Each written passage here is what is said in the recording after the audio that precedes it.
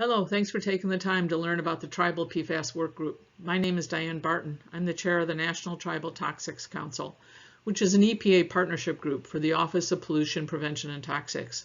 The Tribal PFAS Workgroup is composed of members of 5 different tribal partnership groups, including the National Tribal Water Council, the Tribal Waste and Response Steering Committee, the National Tribal Toxics Council, the National Tribal Science Council, and the Tribal Pesticide Program Council.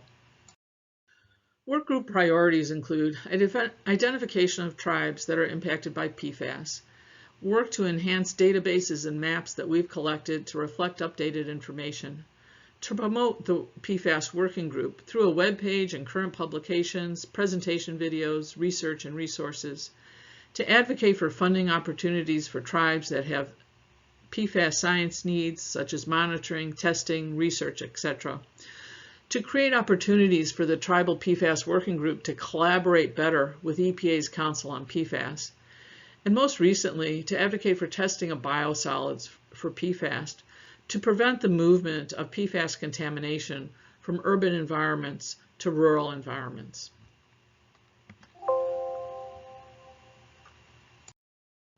Currently, there are 140 confirmed PFAS sites within a 5-mile radius of tribal lands. There are also over 2,800 sites that are suspected of PFAS contamination near tribal lands, including landfills, military bases, industry, and wastewater treatment plants. It'll really take testing and monitoring to know. 58 reservations are within 6 miles of an active military installation. 18 out of 450 military installations have confirmed PFAS contaminations, and 6 of the 18 installations have over 100,000 parts per trillion of PFAS in their groundwater.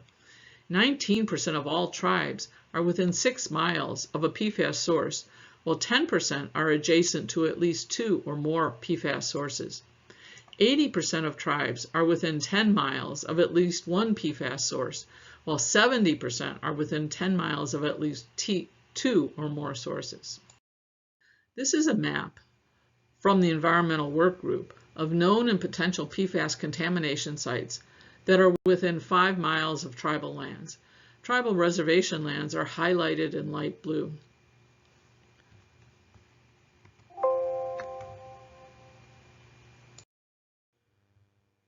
One issue that the work group is quite concerned about is the potential PFAS impact on tribal subsistence foods. Food security and food sovereignty are big issues within tribal nations. PFAS contamination jeopardizes these resources. There have been an increasing number of fish consumption advisories for PFAS contamination issued in recent years. With most of the advisories posted in states surrounding the Great Lakes, such as Wisconsin, Minnesota, Michigan, Indiana, and New York, these fish consumption advisories threaten the tribes who rely on fish for subsistence foods. One site in Michigan was so highly contaminated that a deer consumption advisory was posted within a 5-mile radius of the contaminated sites. There is little research on how culturally sensitive plants, such as wild rice, uptake PFAS. However, there is a possibility that these would also jeopardize food resources for tribes.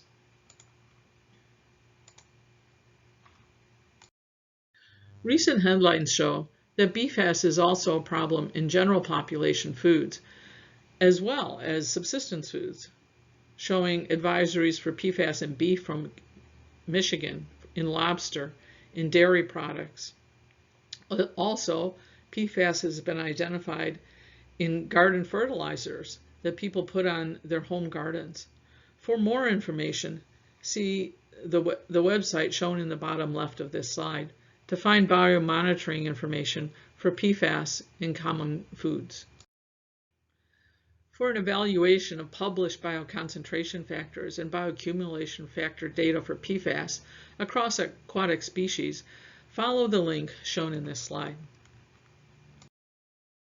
Our work group has also learned that tribes can be underrepresented in research and testing. For example, in a study conducted by the PFAS project group that described underrepresentation of tribes in the unregulated contaminant monitoring rule. The project group found that of the 6 million tribal members in the United States, 1 million are served by public water systems with Native American owner types. Under the Unregulated Contaminant Monitoring Rule, or UCMR3, done in 2012, only 22% of tribal populations that are served by public water systems with Native American owners had their water tested for PFAS,